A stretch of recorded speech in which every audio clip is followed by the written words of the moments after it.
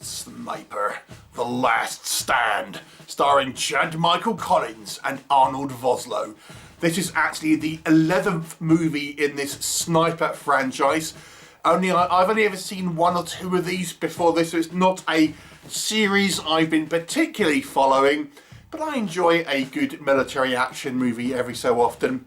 So the story of this one follows Beckett, Chad Michael Collins' character, who I believe has appeared in multiple of these sniper movies. And he is part of a group of kind of special ops from all over the world who have been gathered to go on this kind of black ops mission, an unsanctioned mission to try and take out this arms dealer and his associate who is making experimental weapons. And, you know, the idea being that they're going into I think it's Costa Verde, I think they say, which is in Brazil. And, you know, that no one kind of knows they're there, etc. So they go on this mission. Things inevitably go wrong. They are massively outnumbered. What will happen? You'll have to watch the movie and find out. So let's talk about it.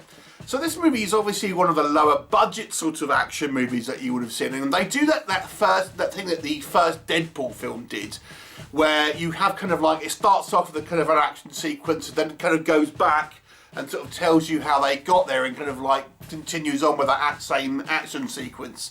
So it has that same setup as the original Deadpool movie. So what do I like about it? Now, you know, it's a kind of like somewhat dumb military action movie. Lots of kind of shooting, lots of stunts, lots of hand-to-hand combat. Of course, a reasonable amount of sniping, but maybe not as much as you would think. You know, and I've got to say that the stunt work here is pretty solid.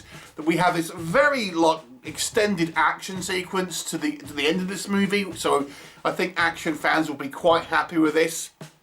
But I do think there is a reasonable amount, or fair amount of kind of characterization given to our kind of group of protagonists, all of whom are from different kind of nationalities and things that are sort of coming together on this mission. It gives them a little flavour of their sort of personality and stuff like that. So I do think, you know, you kind of get to know at least some of the our group of protagonists.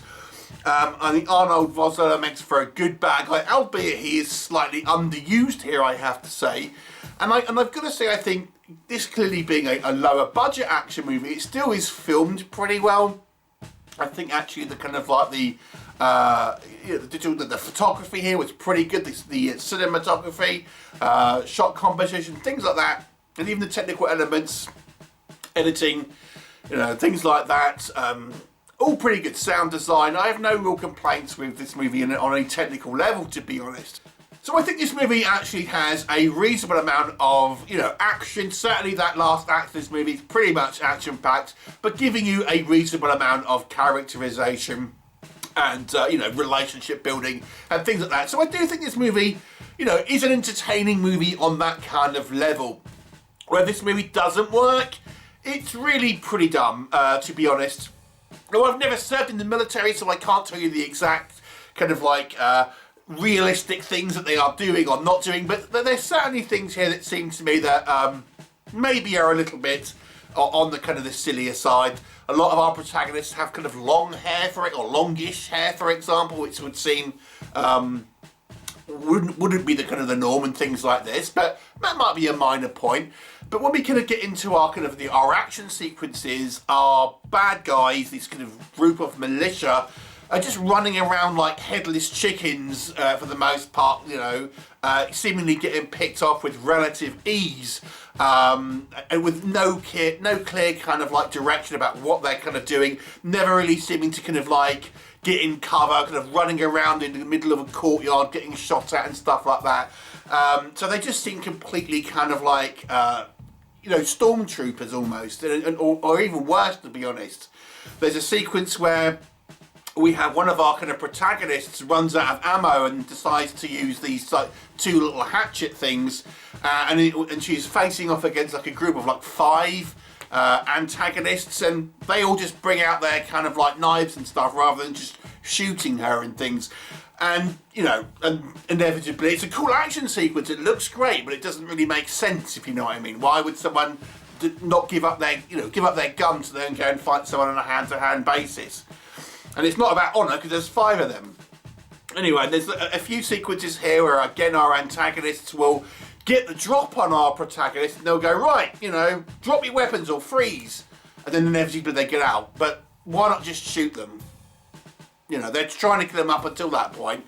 Our protagonists never try and sort of take, you know, prisoners, but a couple of times we have our bad guys, if you like, sort of get the upper hand, only to be kind of disarmed when they wait for whatever reason to kind of like take action. Seems a little bit counterintuitive to me. There are, you know, just a few kind of things like this going on in this kind of movie where it just is a little bit on the kind of the sillier side. You know, that they our good guys run out of ammo, but we see that there's a whole like room full of guns in this compound which they take over. I mean, there's a lot there. I mean, surely there's enough there. Or pick up enemies' guns, which they don't do, you know. So there's a whole bunch of silly stuff. And I have to say as well, the second act, which is the kind of like the character building side of stuff, it's a little cheesy. It's a little bit hokey, and I think, you know, it's kind of like just a little bit like macho cheese, I would say, with this one. There's a lot of kind of cheesiness, and just like, ooh, this dialogue just seems really sort of like basic, let me just say. So yeah, it's a fun but maybe dumb movie.